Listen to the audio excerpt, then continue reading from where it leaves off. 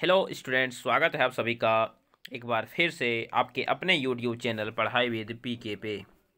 तो दोस्तों, आज के इस वीडियो में हम लोग पढ़ने जा रहे हैं ज्ञान सेतु सुबोध के अंग्रेजी खंड को। आज हम अंग्रेजी के आपके पेज नंबर यहाँ पे जो पढ़ेंगे वह हमारा होगा 93, 94 और 95। मैंने 92 पेज नंबर तक के वीडियो पहले ही बना के अपलोड कर चुके हूँ। यदि आपने उसे नहीं देखा है तो आप उसे देख सकते हैं।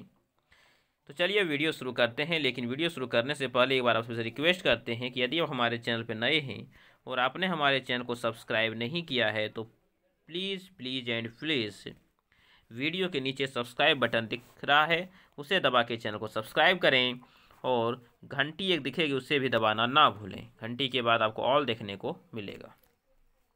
ठीक है, वीडियो अच्छा लगता है तो लाइक करें। कोई समस्या हो रही है, वीडियो के बारे में कुछ सजेशंस देना है या फिर आपको अगर कोई डिमांड है तो आप कमेंट बॉक्स में कमेंट कर सकते हैं।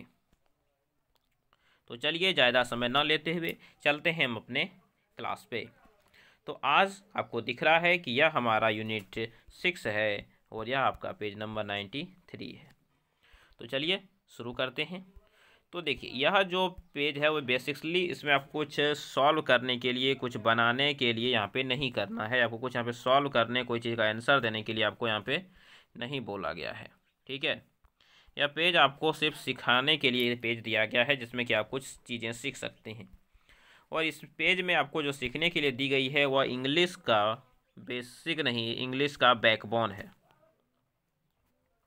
यह इंग्लिश का बैकबोन है, इंग्लिश की रीढ़ की हड्डी है आपका यह चैप्टर। और यह चैप्टर क्या है? तो यह चैप्टर का नाम है आपका मॉडल। आप लोग अपने बड़े भाई या फिर और सभी से सुनते होंगे जो आपकी उच्च कक्षाओं में पढ़ते हैं, जो कॉम्पिटिटिव एग्ज़ाम से तैयारी करते हैं या फिर जो क्लास 10 पास आउट हैं, तो वो जानते हैं कि मॉडल्स क्या होते हैं और मॉडल्स की क्या इंपॉर्टेंस होती है। और ये जो मॉडल्स जो होते हैं वह आपको बहुत से टीचर इस मॉडल्स को नहीं समझा पाते हैं, लेकिन यहाँ पे मैं आपको इसको अच्छे से समझाऊंगा। ठीक है, तो यदि आपको इसे अच्छे से पढ़ना है तो कमेंट बॉक्स में एस कमेंट करें, क्योंकि यदि मैं इसे पढ़ाने जाता हूँ तो कम से कम ये वीडियो 1.5 आवर का वीडियो हो जाएगा। और आपको पता है कि 1.5 आवर का वीडियो बहुत लंबा वीडियो होता है, तो इसके लिए मैं इस पर अलग से वीडियो बनाऊँगा यदि आप लोगों का कमेंट और डिमांड आती है तो चलिए यहाँ पर जो बेसिक्स दिया है मैं सिर्फ उसे कोई बता के आपको पार कर देता हूँ। तो देखिए, इसमें बोला है कि अंडरलाइन वर्ड पे फोकस कीजिए, और जो अंडरलाइन वर्ड्स हैं वो आपके क्या हैं? तो वही आपके मॉडल्स हैं। तो वही आपके मॉडल्स हैं। लेकिन चलिए जानते हैं मॉडल्स क्या होते हैं। देखिए, मॉडल्स जो होता है, तो मॉडल्स वे शब्द होते हैं जो हमें किसी से कोई चीज़ पूछने के लिए करते हैं। जैसे कि तुम बोलता है अगर क्लास में अंदर आना है तो मे आई कम इन सर, तो यहाँ पे परमिशन लेने के लिए किसका यूज किया? तो मे का यूज किया। तो मे क्या हो गया? आपका एक मॉडल हो गया। तो परमिशन लेने के लिए मे का यूज करते हैं। ठीक है, आस्किंग परमिशन, साथ में कैन का भी यूज करते हैं एबिलिटी सबको बताने के लिए। अगर किसी को कोई सजेशन देना है तो सजेशन किसके देते हैं? सजेशन हम लोग शुड से देते हैं, मस्ट से देते हैं, माइट से देते हैं, कुड से देते हैं, हैव टू से देते हैं। तो ये सब जो हैं ये सब आपके क्या हैं? तो यही सब आपके मॉडल्स हैं। बस मॉडल्स इतने ही हैं, तो मैं यहाँ पे आपको इतना ही बताऊंगा, क्योंकि अभी मैं पूरा यहाँ पे नहीं बता सकता, क्योंकि यदि पूरा बताता हूँ तो इतना समय हमारे पास यहाँ पे अभी उपलब्ध नहीं है। ठीक है, तो चलिए अब मैं पेज को थोड़ा सा क्लीन कर लेता हूँ ताकि इसके बाद जो दिए गए हैं उसे भी हम लोग पढ़ सकें। उसके बाद यह यूज कि कहाँ पे किस मॉडल्स का यूज होता है। जैसे मैंने क्या बताया, यदि किसी को कुछ पूछना है तो वुड, वाट, कुड, विल का उपयोग। यदि किसी से कोई परमिशन लेनी हो तो मे का उपयोग करते हैं। यदि किसी की एबिलिटी बताना हो, जैसे कि तुम या पेड़ पर चढ़ सकते हो, तुम या पत्थर उठा सकते हो, तुम एग्ज़ाम में पास कर सकते हो, तुम बाइक चला सकते हो, तो वहाँ पे हम लोग कैन, कुड का यूज करते हैं। अगर किसी को ये सजेस्ट करना है, जैसे कि तुम्हें यह करना चाहिए, तुम्हें यह नहीं करना चाहिए, जैसे कि तुम्हें पढ़ना चाहिए, इस तरह के सजेशन किसी को देते हो कि तुम्हें यह काम करना चाहिए या नहीं करना चाहिए, तो इसलिए मे और माइट का यूज करते हैं। या किसी को एडवाइस देते हो तो शुड का उपयोग करते हैं, और नेसेसिटी बताते हो तो मस्ट का उपयोग करते हैं। जैसे कि हमें सड़क परिवहन के नियमों का पालन करना चाहिए, नेसेसिटी है कि गाड़ी चलाते समय हमें सड़क पे नियमों का पालन करना चाहिए, नहीं तो एक्सीडेंट हो सकता है, खतरा हो सकता है। हमें टैक्स अवश्य भरना चाहिए ताकि देश विकास कर सकें, तो ये सब आपके नेसेसिटी हो गए। ठीक है, तो इस पेज में आपका बस इतना ही है। तो चलिए चलते हैं अगले पेज पे 94 पे। यदि आपको विस्तार से पढ़ना तो कमेंट बॉक्स में कमेंट कीजिए। यहाँ पे भी आपको देखिए ये जो दिए गए हैं यहाँ तो वो तो आपके मॉडल्स ही हैं। तो चलिए इसके बाद से हम शुरू करते हैं। इसके बाद देखिए यहाँ पे दिए हैं मॉडल्स पे डिस्कशन है, लेकिन यह एक स्टोरी दिया गया, एक कहानी दी गई है। कहानी में है to speak something you first have to hear it, कि कोई भी चीज़ को बोलने से पहले, कुछ भी बोलने से पहले, to speak something you first have to hear it, सबसे पहले तुम्हें उसे अच्छे से सुनना चाहिए। Can you remember how you learn to speak for the first time, क्या तुम्हें याद है कि तुमने पहली बार किस तरह से बोलना सीखा था। Suppose someone can not hear anything, कल्पना करो कि यदि कोई व्यक्ति है जो कुछ नहीं सुन सकता है, कैन नॉट हियर एनीथिंग, कुछ भी नहीं सुन सकता है। Do you think they can speak, तो क्या तुमको लगता है कि वो बोल सकता है। तो बताओ, यदि कोई व्यक्ति कुछ सुन नहीं सकता है तो वो बोल सकता है, नहीं बोल सकता है, क्योंकि उसे पता ही नहीं कि आवाज़ क्या है, किस तरह से कोई चीज़ बोला जाता है, तो वह बोल भी नहीं सकता। इसी तरह से सोचो कि think of someone who is blind, तो सोचो यदि कोई ब्लाइंड हो, कोई अंधा हो। Blind people can not see anything, और पता है कि जो ब्लाइंड पीपल होते हैं, अंधे लोग होते हैं, कुछ भी नहीं देख सकते हैं। They do not know what colours are, वे लोग यह भी नहीं जानते कि रंग क्या होते हैं, क्योंकि वो कुछ देख ही नहीं सकते, कभी कुछ देखा नहीं है, तो उसे ये भी नहीं पता है कि आखिर रंग क्या होते हैं। ठीक है, तो इसी पर एक कहानी आपको दी गई है। तो एक कहानी है जिसमें कि एक लड़की है जिसका जन्म जो है अलाबामा में, अमेरिका में हुआ है। 1880 में इसका जन्म हुआ है। इसका नाम क्या है, तो इसका नाम है हेलन। इसका नाम क्या है, इसका नाम है हेलन।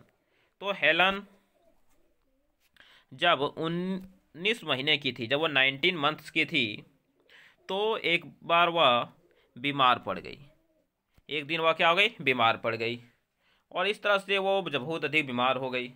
जैसे दिन व दिन बीतते गए, उसका जो फीवर था, यानी कि उसकी जो बुखार थी, वह बढ़ती चली गई।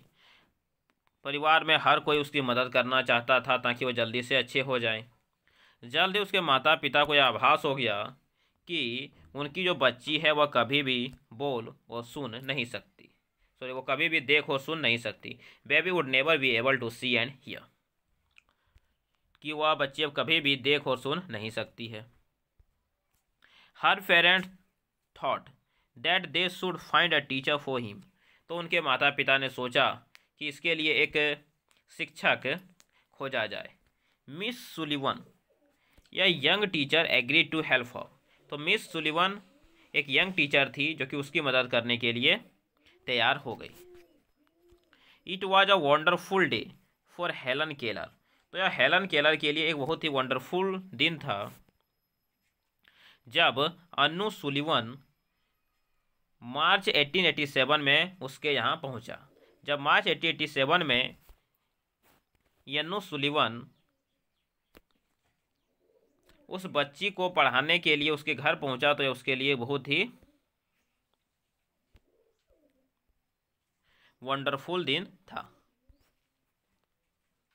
क्यों, तो क्योंकि वह एक बच्ची थी जो न ही सुन सकती थी और न ही बोल सकती थी, और हेलन वाज नियरली 7, और उस समय हेलन की जो उम्र थी वह 7 वर्ष की थी। Annie Sullivan found a way to make herself understood, तो यन्नू सुलिवन ने एक रास्ता खोजा जिससे उसे समझाया जा सकता था, अंडरस्टूड किया जा सकता था। She gave a child a doll, उसने उस बच्ची को एक डॉल दी, एक गुड़िया दी। And taking Helen Keller hands she slowly spelled out DOOLL, तो उसने उसके हाथ को लेके DOLL अक्षर पे क्या किया, बुलाया। तो फर्स्ट टाइम जो था, तो हेलन केलर को यह पता चला कि वस्तुओं के नाम भी होते हैं। तो क्या किया, एक गुड़िया ली, गुड़िया को पहले उसे टच करवाया, उसके बाद वहाँ पे DOLL को उसे टच कराया। तो उस तरह से उसे क्या पता चला कि वस्तुओं के भी नाम होते हैं, वह उसको पहली बार पता चला क्योंकि वह सुन नहीं सकती थी, उसके कारण उसे पहले पता या नहीं था। ठीक है, तो उसके बाद कहानी पर हम लोग आगे बढ़ते हैं। दिया है, one day miss Sullivan made Helen put her hands into running water. तो एक दिन मिस सुलिवन ने हेलन केलर के हाथ को पानी में भिगोया। देन सी स्पेल्ड, और उसके बाद उसने स्पेल्ड किया WATE यानी वाटर। सडनली हेलन अंडरस्टैंड कर गई कि वाटर कोई एक चीज़ है जिसका मतलब होता है गीला दौड़ता हुआ हाथ के ऊपर। तो गीला और हाथ के ऊपर चलता हुआ कोई चीज़ है जिसे कि क्या कहा जाता है, वाटर कहा जाता है।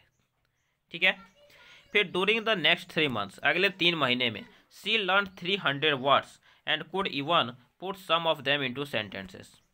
तो 3 महीने में उन्होंने लगभग 300 शब्द सीख लिए और उनमें से कुछ को वह वाक्य में भी उच्चारण करने लगी, वाक्य में भी उसे व्यवस्थित करने लगी। Miss Sullivan loved her pupil who was so quick to learn. तो मिस सुलिवन जो उसकी स्टूडेंट्स थी उसे बहुत अधिक प्यार करती थी, जो चीज़ों को बहुत जल्दी सीख लेती थी। सी लिव्ड विद हेलन, वह हेलन के साथ रहती थी। Played with her and worked with her every hours of the day. तो वह हेलन के साथ रहती थी, उसी के साथ खेलती थी और उसी के साथ घंटों दिन में काम करती थी। Bye means of hand language, तो हैंड लैंग्वेज का मतलब कि हाथ से बोलने की कला के द्वारा Helen and her teacher were able to talk to each other. तो हाथ से बोलने की कला के द्वारा वह और उसकी टीचर बहुत कुछ बोल सकती थी। When हेलन was 10, जब हेलन 10 वर्ष की थी, she was determined that she would learn to speak। तो जब वह 10 वर्ष की तो डिटरमाइन थी कि उसे बोलने के लिए सीखना है, बोलने और के लिए सीखना है। At first she learned only the sounds of the letters of alphabet। तो शुरू में उसने केवल अल्फ़ाबेट यानी अंग्रेजी वर्णमाला के केवल कुछ ध्वनियों को ही, कुछ साउंड्स को ही सीखा। But soon she was able to say words, लेकिन जल्दी ही वह शब्दों को बोलने के लायक हो गई। एंड सेंटेंसेस, और उसके बाद वह वाक्य भी बोलने लग गई। At first she had much difficulty with her speech. शुरू में उसे बोलने में बहुत अधिक समस्या होती थी। But Anne Sullivan understood what Helen was trying to say. लेकिन अनु सुलिवन ने समझती थी कि हेलन आखिर क्या बोलना चाहती है। Helen practised speaking day after day. तो हेलन बोलने की कोशिश प्रत्येक दिन करने लगी और at last she developed a clear voice, और अंतिम में उसने एक क्लियर वॉइस भी बोलने के लिए डेवलप कर लिया। Helen understood that the most important thing in the world was word. तो हेलन ये समझ चुकी थी कि इस दुनिया में सबसे इम्पोर्टेंट चीज़ यदि है तो वह क्या है, तो वह वर्ड है। तो वर्ड इस दुनिया का सबसे इम्पोर्टेंट चीज़ है, शब्द इस दुनिया का सबसे इम्पोर्टेंट चीज़ है। Words would tell her everything she wanted to know. शब्द उसे हर एक चीज़ बता सकती है जो वह जानना चाहती है। तो words are the most important thing in the world. तो वर्ड्स जो है इस दुनिया का सबसे अधिक इम्पोर्टेंट चीज़ है। और शायद यह आप लोग भी समझ गए होंगे कि शब्द के द्वारा ही हम किसी से बात कर सकते हैं, शब्द के द्वारा ही हम कोई वस्तु को पहचानते हैं, शब्द के द्वारा ही हम अपने भाव को व्यक्त करते हैं, और शब्द ही है जो हमें हर काम करने में मदद करता है।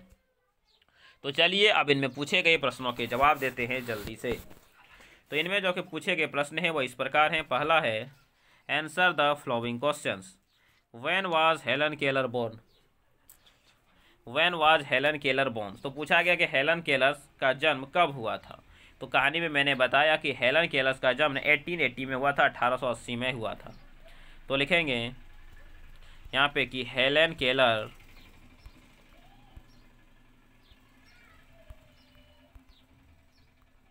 was born on, तो Helen Keller was born on 1880 में उसका जन्म हुआ था।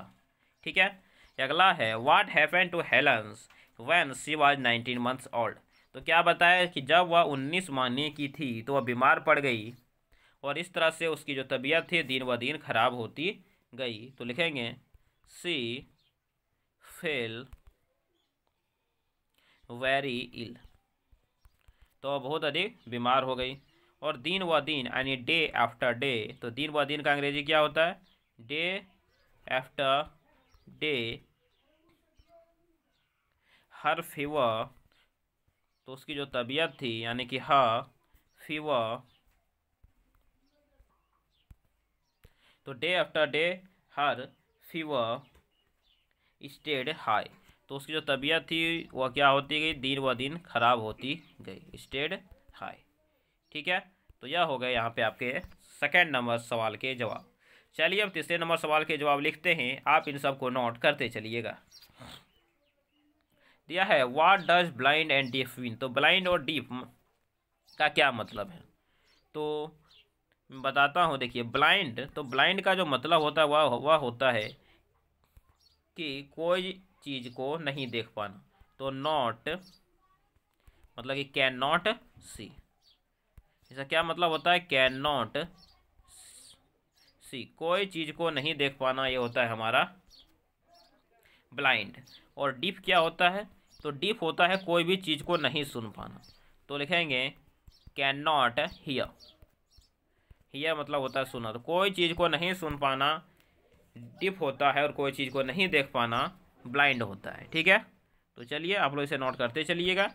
दिया है अगला सवाल, how did miss Sullivan teach them, तो मिस सुलिवन ने उसे कैसे पढ़ाया, किस तरह से पढ़ाया? तो मैंने बताया कि मिस सुलिवन से कैसे पढ़ाया? हैंड लैंग्वेज द्वारा। किस द्वारा? हैंड लैंग्वेज द्वारा। तो लिखेंगे miss Sullivan, miss Sullivan teach Helen, miss Sullivan ने हेलन को कैसे पढ़ाया? तो Miss Sullivan teach Helen by hand language, हाथ से बोलने की कला द्वारा उसे पढ़ाया। तो ये हो गया इसका आंसर। चलिए तो आप लोग इसे नोट करते चलिए। अगला सवाल दिया है कि why the author right this story, कि ऑथर ने इस स्टोरी क्यों लिखी? तो क्या लगता है क्यों लिखी होगी? क्योंकि ऑथर यह बताना चाहता है कि कोई अंधा मतलब कोई ब्लाइंड और डीफ भी पढ़ सकता है और सीख सकता है। तो क्या लिखेंगे? बिकॉज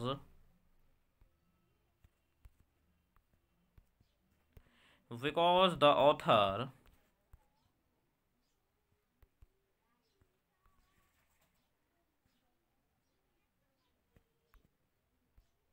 want to say, यह कहना चाहता है कि want to say that a blind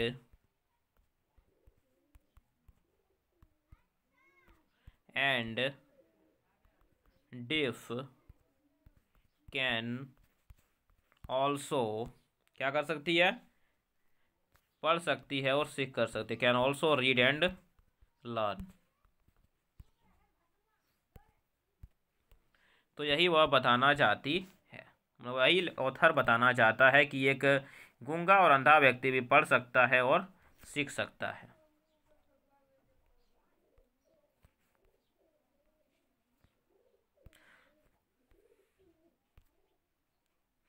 तो यही कौन बताना चाहता? तो यही ऑथर बताना चाहता। तो आप लोग इसे इस तरह से नोट कर लें। ठीक है, तो आप इस तरह से देख सकते हैं कि आपका पेज नंबर 95 यहाँ पे होता है समाप्त। तो अगले वीडियो में हम 96, 97 और 98 को पढ़ेंगे। लेकिन तब तक के लिए यदि आप हमारे चैनल पे नए हैं, चैनल को सब्सक्राइब नहीं किया है, वीडियो को लाइक नहीं किया, इसे शेयर नहीं किया है, तो please please and please channel को सब्सक्राइब जरूर करें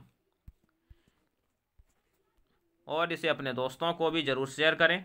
और यदि आपको कोई समस्या हो रही है तो कमेंट बॉक्स में कमेंट भी करना ना भूलें। तो चलिए मिलेंगे अगले वीडियो में, तब तक के लिए धन्यवाद। जय हिंद, वंदे मातरम।